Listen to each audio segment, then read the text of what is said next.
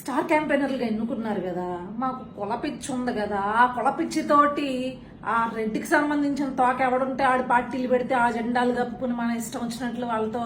మనకు కొద్దో గొప్ప ఫేమ్ ఉంది కదా, మాట్లాడేద్దాం కదా అనుకుంటే శ్యామల అప్పుడెప్పుడెప్పుడో షర్మిల వైఎస్ఆర్టీపీ అని చెప్పేసి తెలంగాణలో పెట్టిన పార్టీ జెండా కప్పుకుని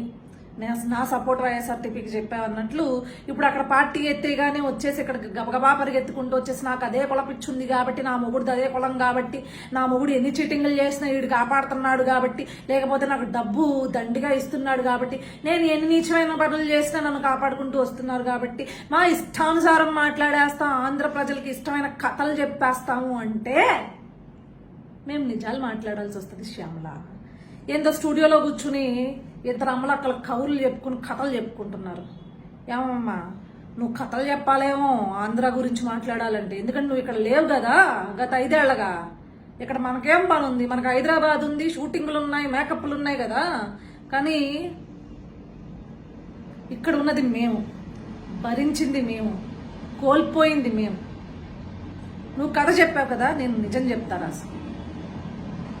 అనగనగనగనగా అందమైన ప్రాంతం, ఆ ప్రాంత పెద్ద ఆ ప్రాంతాన్ని విడదీయాలి అని చెప్పేసి అంటే విడిపోయిన తర్వాత దానికి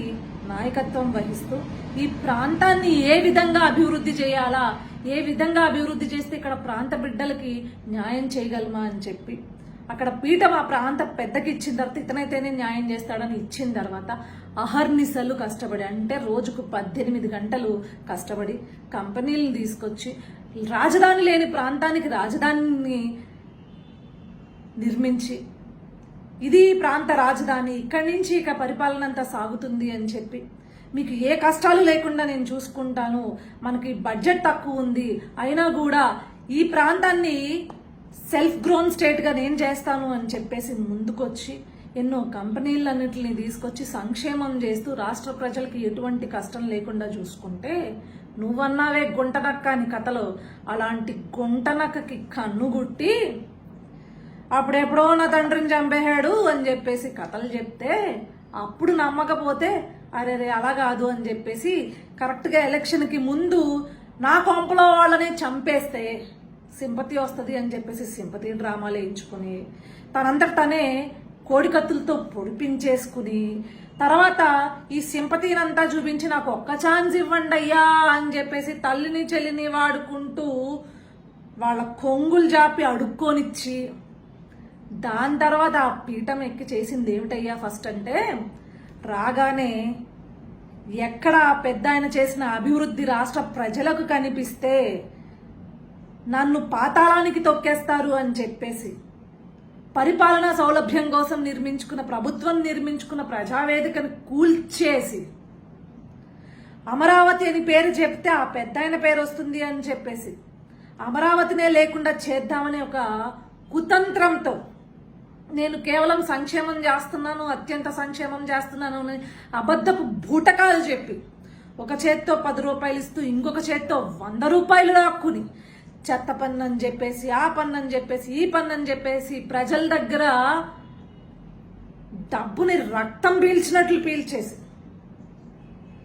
అక్రమ మద్యం అమ్మేసి అక్రమ ఇసుకలు అమ్మేసి ఇసుక పాలసీ అని చెప్పేసి ఎంతో మందిని పని ఉన్న వాళ్ళని కూడా పని లేని వాళ్ళని చేసి వాళ్ళందరినీ మద్యానికి బానిసలుగా మార్చి రాష్ట్రాన్ని సర్వనాశనం చేసిన ఒక గుంటనక్కని ఈరోజు తరిమి తరిమి కొట్టడానికి ఆంధ్ర ప్రజలందరూ సిద్ధంగా ఉన్నారు. నువ్వు సిద్ధం అంటున్నావు కదా, నువ్వు సిద్ధంగా లేవు, ఆంధ్ర ప్రజలు సంసిద్ధంగా ఉన్నారు ఈ గుంటనక్కను పారద్రోలడానికి. లేదు నాకు నోరుంది, నాకు దేవుడు వాక్చాతుర్యం ఇచ్చాడు, మనకి ఇచ్చిన పని ఏదైతే ఉందో యాంకరింగ్ అంటూ 4 ఫంక్షన్లు చేసుకోకుండా 4 సినిమా ఫంక్షన్లో లేకపోతే ప్రీ రిలీజ్ ఫంక్షన్లో చేసుకోకుండా ఇలా రాజకీయాల్లోకి వచ్చి నీకు అవగాహన లేకపోయినా ఇష్టం వచ్చినట్లు మాట్లాడతామంటే శ్యామలమ్మ, మేము కూడా ఎదురు తిరిగి తమరి గురించి, తమరి చీకటి బాగోతాల గురించి, తమరి యొక్క భర్త గారి యొక్క అరాచకాల గురించి అన్ని కూపీలాగి ఇలాంటిది ఒక పనికి మాలిన సన్నాసోడిని వెనకేసుకొస్తుంటే మీరు కూడా వెనకేసుకొస్తారా అని చెప్పి రాష్ట్ర ప్రజలకి కళ్ళకు కట్టినట్లు మేము కూడా చెప్తాం. నిజాలే, కథలు కాదు.